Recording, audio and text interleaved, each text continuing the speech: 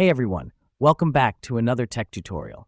Today, I'll show you a quick and easy way to clear your RAM cache in Windows 10 using a handy tool called RAM Map. First, download and open RAM Map from the Microsoft website.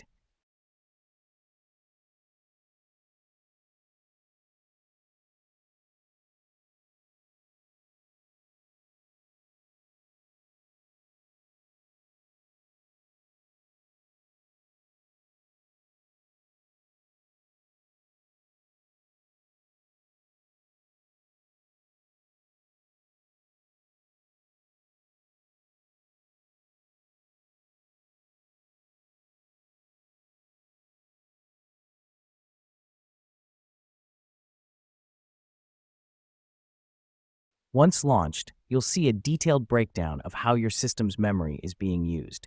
It shows everything from active processes to cached data that's hogging RAM.